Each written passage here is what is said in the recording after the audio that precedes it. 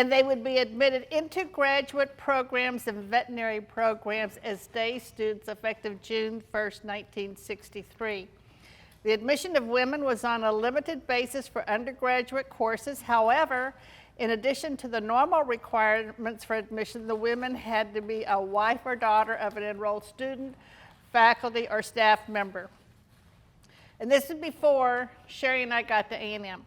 Those opposed to the decision engaged in the loudest behavior. I'm 54 years old and I still like girls, opined one graduate, but not at A&M. Big mistake, remarked another critic. Another found a biblical precedent for not admitting women. We men know how to appreciate, love, and honor our women, but we also know what a fix Eve got us in the Garden of Eden. Let's not let it happen at Texas A&M. The Committee for All-Male Military at Texas A&M marched on the state capitol to oppose pro-education or co-education, chanting, "We want Aggies, not Maggies," and claiming women would halt the program of excellence at the school. So I graduated from Consolidated in 1965, and I was not eligible to attend Texas A&M. So I went to what was Southwest Texas my freshman year. The next year, 1966, they let girls in who lived within a 30-mile radius of College Station. So those who were in Caldwell, Navasota, surrounding areas, we could all go without having that affiliation with Texas A&M. Now let me just ask you, was anybody here during that era? Anybody remember some of those? And I really, really want to make this interactive. If you have a comment, speak up. If I spark a memory, share it, because I want this to be fun, because we can now have fun with it. So my first day at A&M as a sophomore, I was standing in line at the registration, at the admission hall, registrar's office, and this guy walks up to me and he says, "Hi, I'm Tommy Stone." "Hi, Tommy." He said, "Do you have a date for the game Saturday night?" "No." "Well, would you like to go with me? I'm a senior yell leader." "Oh, wow, sure." So he said, "Well, I'm going to have somebody pick you up." So Tommy goes his way, so I'm still standing in line. This other guy walks up, he says, "Hi, I'm Gene Reiser. How are you?" He was cuter than Tommy, actually. And he said, do you have a date Saturday night for the game?" And I said, "Yes, I do." He said, "Well, how would you like to go to yell practice before the game?" I said, "I would love to." So he said, "I'll have someone pick you up." What I didn't know was that he also was a senior yell leader. So this was rather awkward. And yeah, it was really awkward. So that was my introduction to the social life at Texas A&M. There were 500 guys to every single woman. You could have been really, really, really unattractive, and you would have had 10 dates a night. So I know I can attest to that. And really, jump in anytime. When did you come to A&M?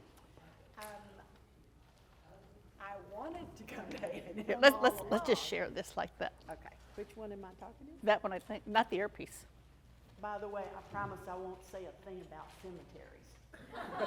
She was our speaker last month. I graduated in 1963 and From A&M Consolidated. from A&M Consolidated, and the Aggies were everywhere.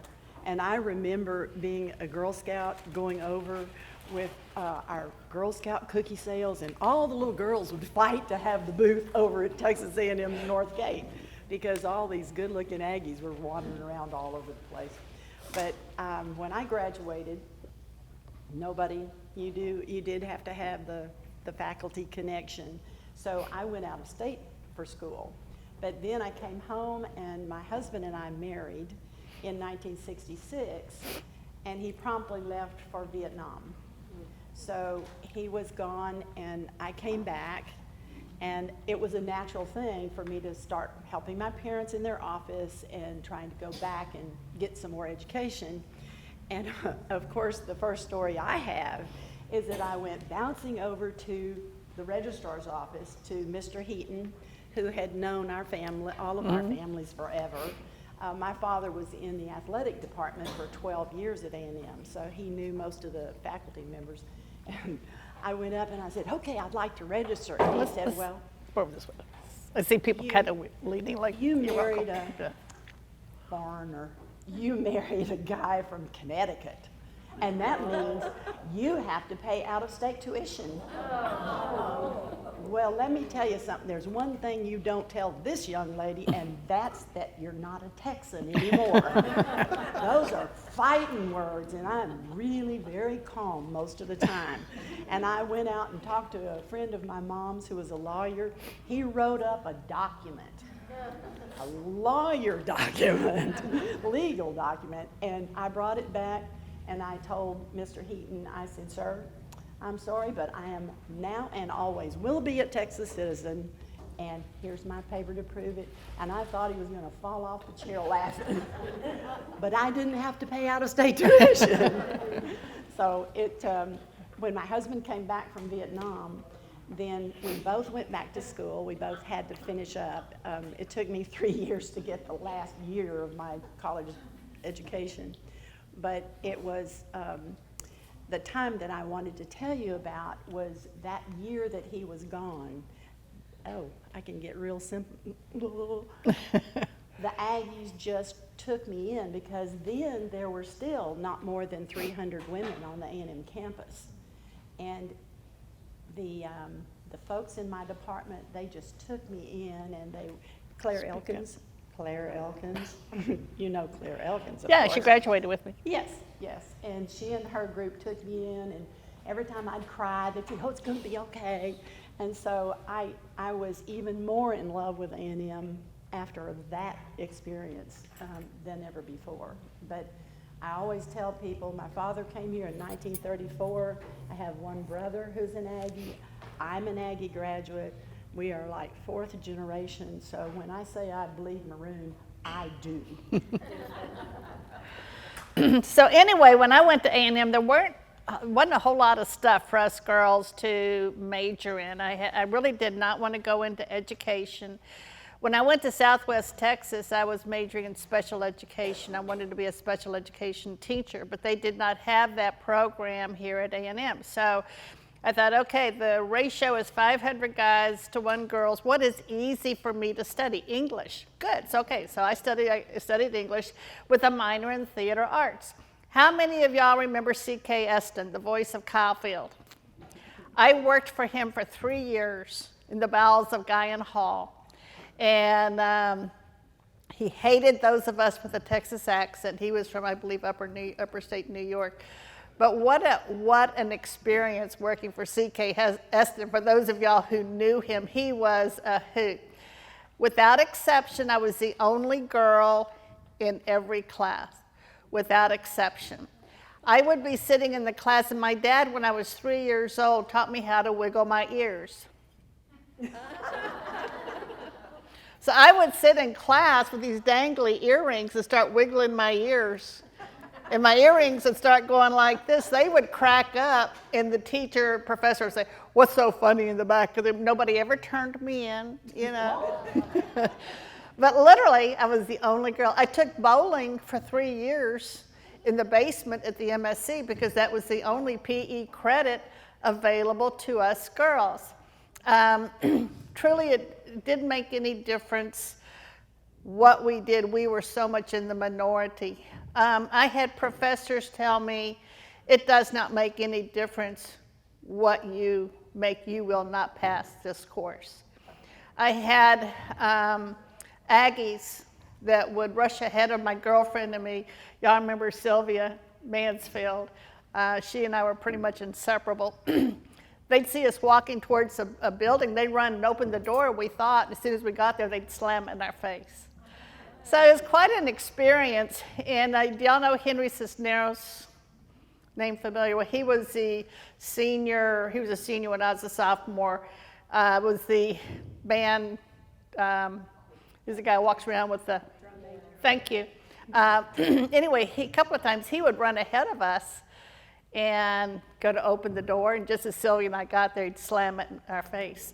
Years later, I was on an airplane sitting right behind him. That's when he was mayor of San Antonio. I couldn't resist it. I tapped him on the shoulder, and I said, Henry, you won't remember me. And I gave him my maiden name, Linda Bloom. He said, oh, yeah, I remember you.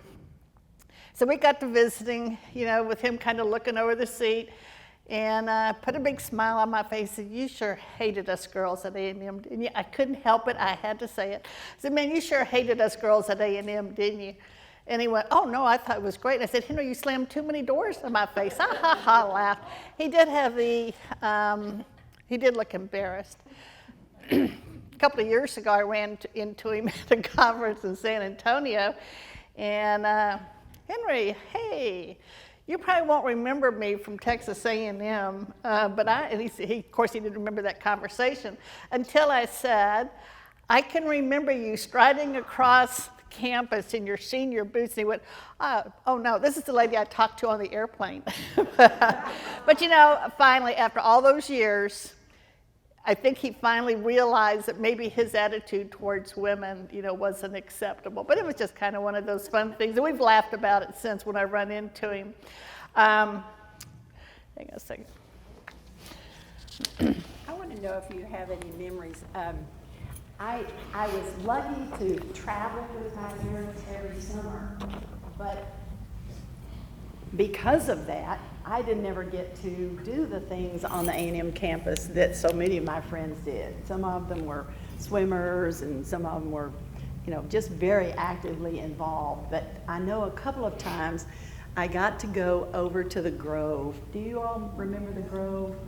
I got to go there and watch a movie. That was a big deal. They had the screen and all the chairs out. And another time I was over there.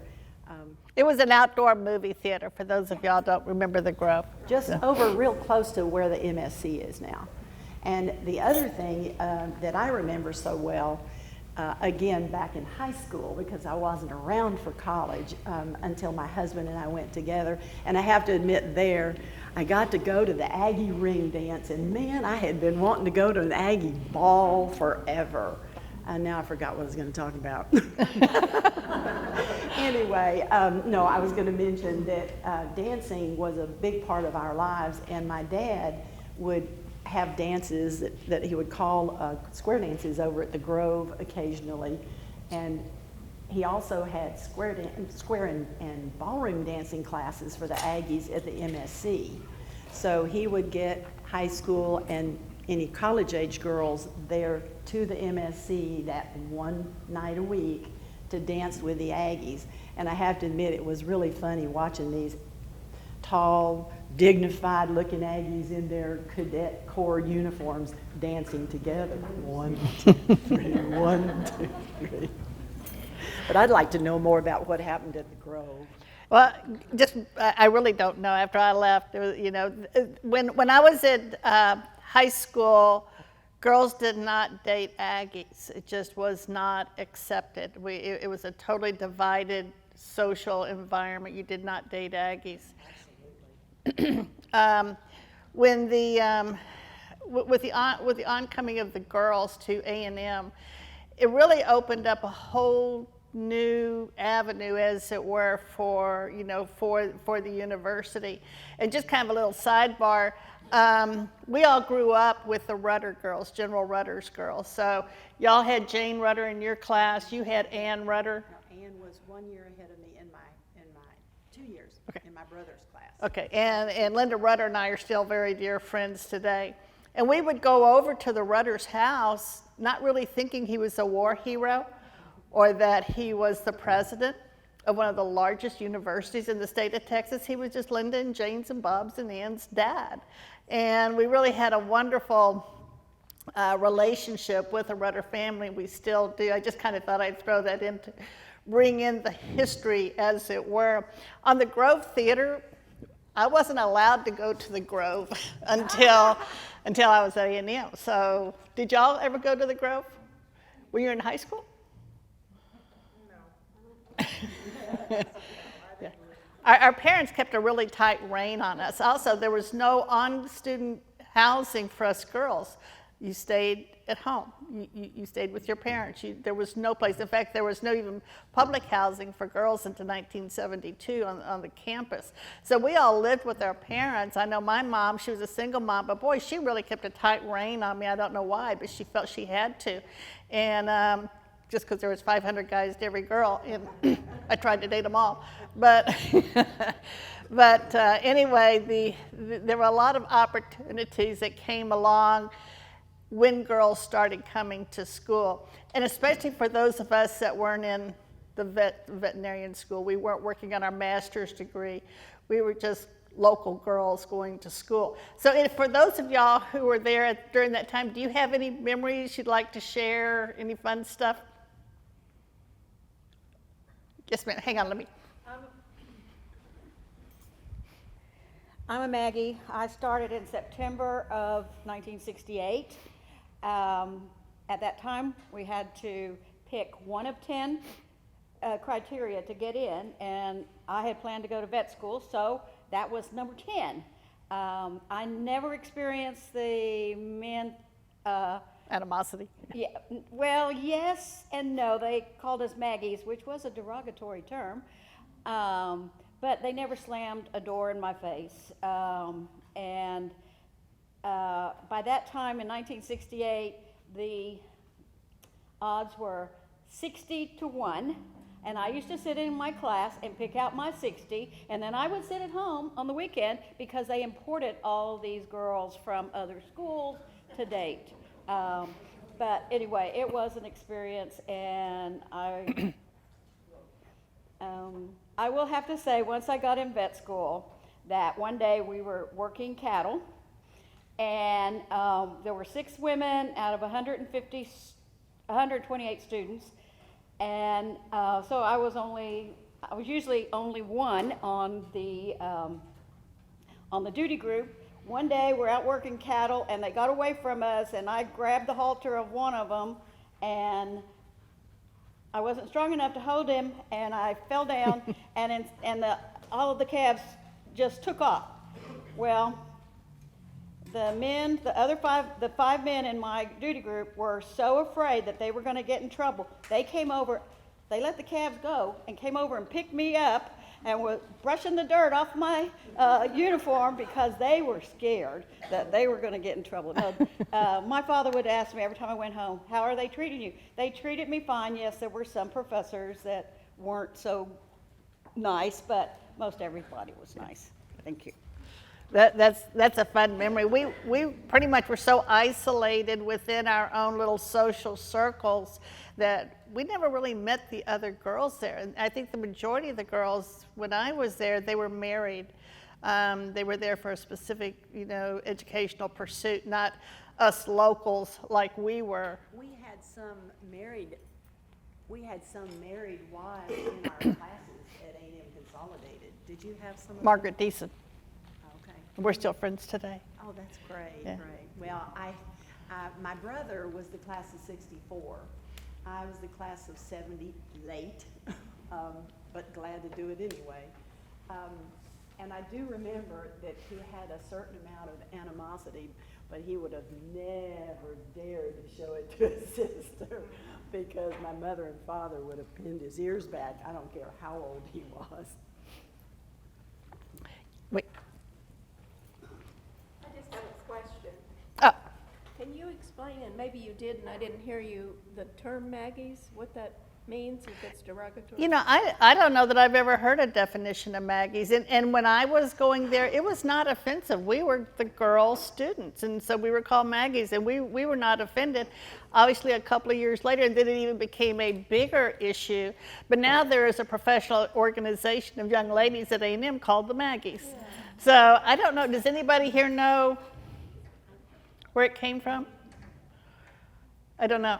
It was it was not derogatory. At least they called us something. So we really didn't have. Yeah.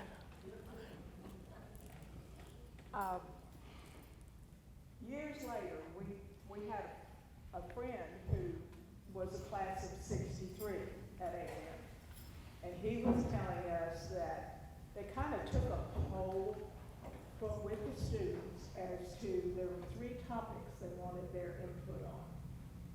Number one was integration, because it was not an integrated school at that time.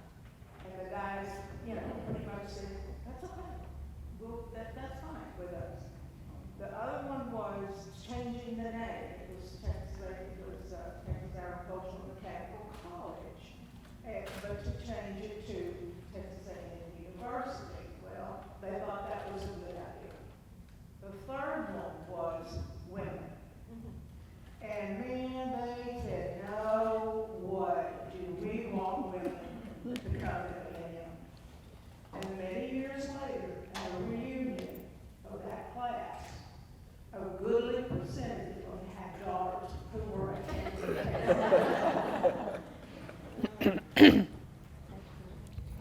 And I forgot to recognize Mayor Mooney sitting back there, who also is affiliated with A&M. So Mayor, if you have any insight into any of these conversations, I know you weren't here in the 60s, but you got here as fast as you could.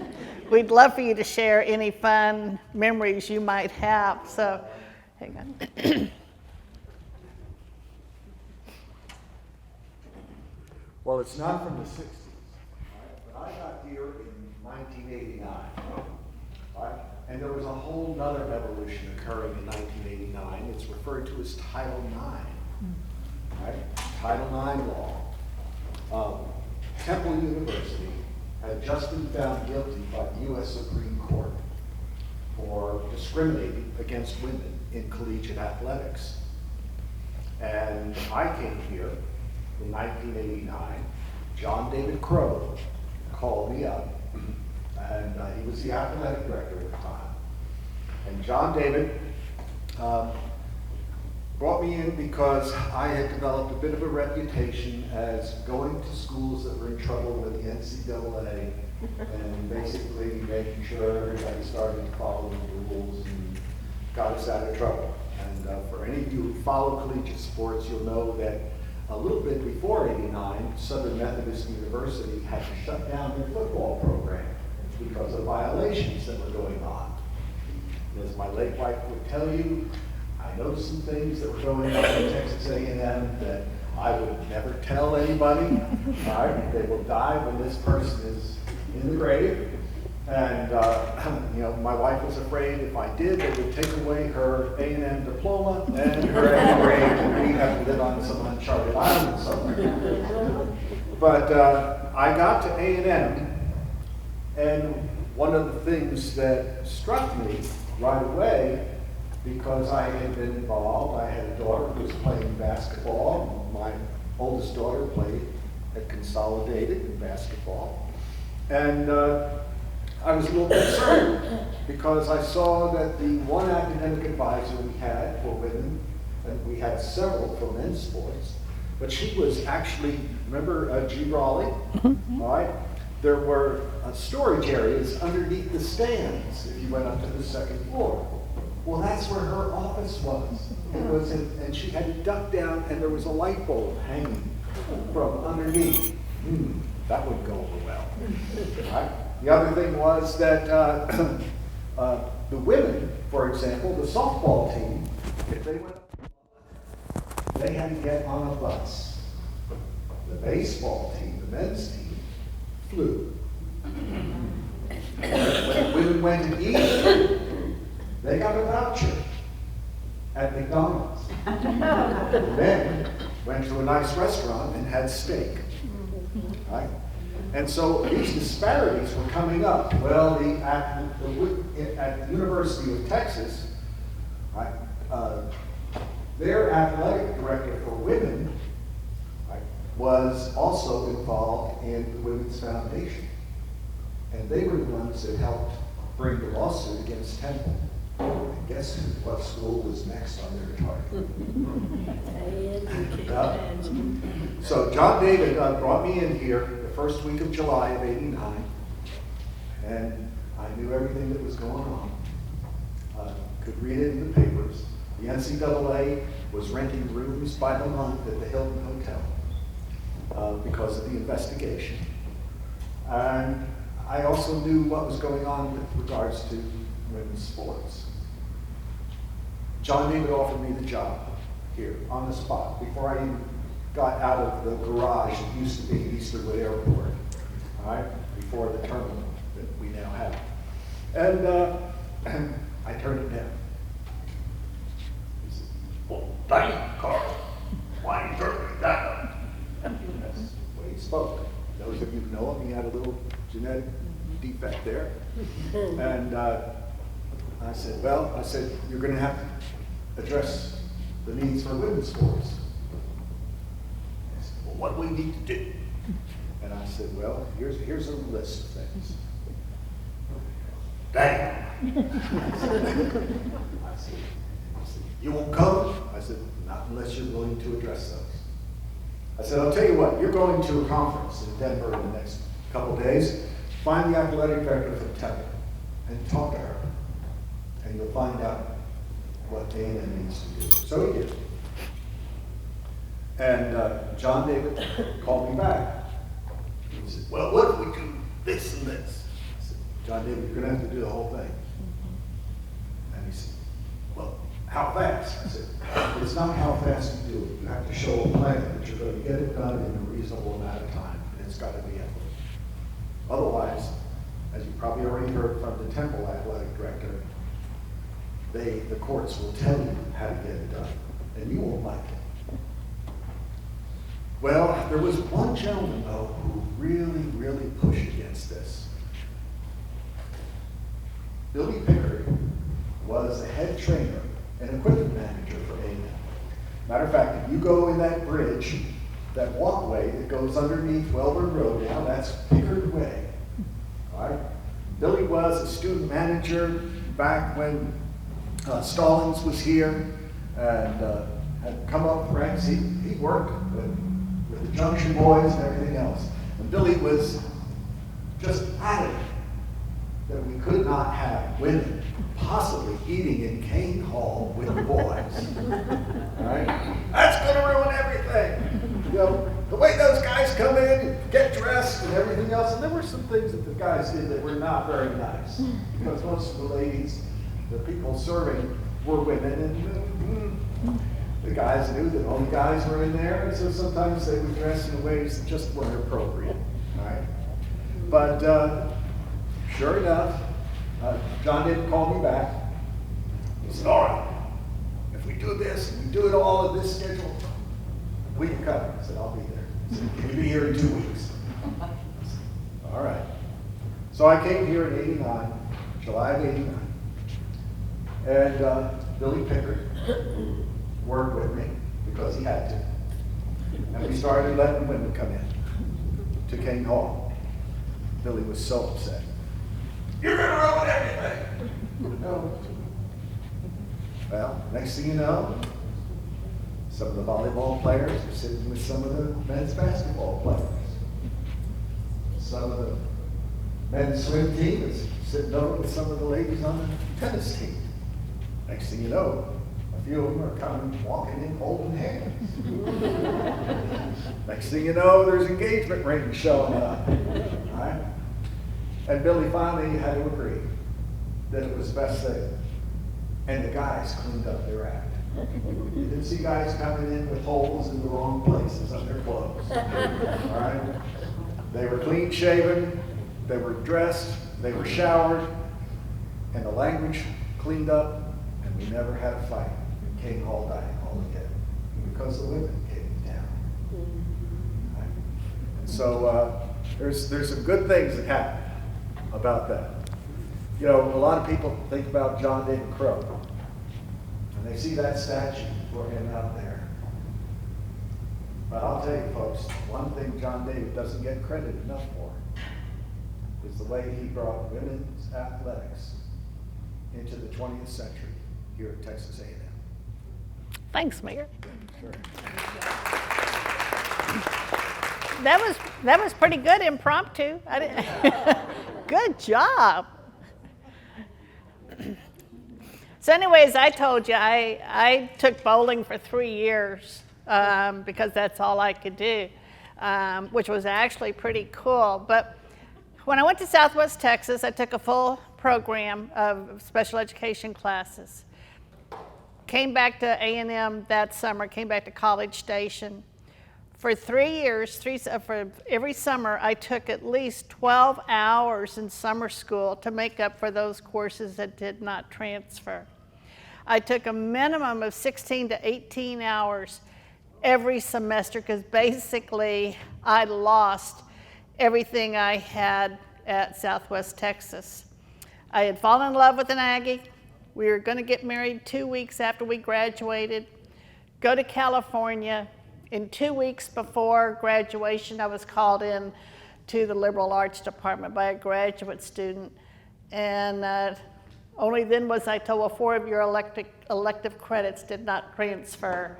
You can't graduate. And so once again, I had taken more than enough hours for my English degree at A&M.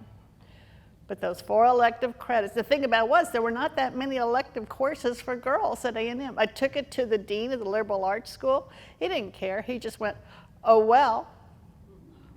So I had a wedding planned in 2 weeks. So I never got my degree from Texas A&M. It's always been a great source of disappointment. But when you're 21 years old and you've got all this, major trying to catch up and thinking you had everything under control, in 2 weeks before you're supposed to graduate, they call you in. It was really discouraging. When my late husband and I moved back to A&M, I actually checked on my course to see if I could take that 4 hours of elective. Well, now I'm actually more like a sophomore because so many of my courses are gone. But it was a huge disappointment. But it never kept me from any corporate job I ever pursued, and I had some very high level corporate jobs, and because all I had to say was I went to A&M. They didn't care that I didn't get those 4 elective hours or that degree because I could show them my transcript, but it was just the legend of A&M that followed me to Denver, Colorado, Palm Springs, California, different organizations that I headed up convention and visitors bureaus. It never affected me because I had that Texas A&M spirit. I think that in retrospect, I never thought about going to my friend's dad, Mr. Rudder, Never thought about that. But I was so discouraged, and once again, because I was getting married in 2 weeks, and we were moving to California. So, and of course, back then you didn't have online courses. And I've always wondered, was this just another deliberate attempt to smash a girl down? Because I had all of my courses in line. And so it was a huge disappointment. But what I'm grateful for, I'm still friends with so many of my friends, my classmates from the class of '69, and they still consider me one of them. So while I don't have my actual degree, I am included in their class of '69 activities. I think that, trying to see if I left anything up. I think, as the mayor said, from when you were there in 1968. I was taking classes in '68 and then '69, and then we graduated 2 months after President Rudder passed away in May of 1970. I was heartbroken because we all loved the Rudders so much and had looked forward to getting a degree from him. Still a great degree and a great. So anyway, just I actually did try and get my Aggie ring as well because I had well over the number of hours that's required to get your Aggie ring. But I was told, well, you're now just a sophomore, so you can't. So that record of those 2 years. I think we need to look into this. My daughter's with the association, and she looked into it. So maybe y'all know somebody higher up the ladder than her. And Those of us who are very persistent. You go, girl. But anyway, I think Sherry and I and William, we serve on the Historic Preservation Committee, and we're very much committed to preserving our history, whether it's Texas A&M or the city of College Station. And it's really important that we talk about these things, and I can talk about this in fun, because that was an era in my life that was priceless, literally priceless. One of the lessons I learned from being one of the first girls at A&M, I do not bully.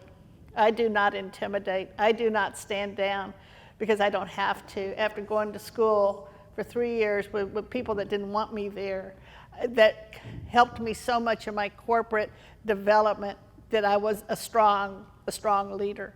And I see now the young ladies that are going to A&M, they seem to have that same strong leadership skills that they are learning at A&M, and it's really, I've got a lot of them that live around me. It's fun to visit with them. But I think that, you know, having the opportunity to talk about, and then there were Maggies. We actually did this program a couple of years ago, and had some friends helping me. Sadly, they've passed over the Maroon Rainbow, but it was fun listening to their perspective as well.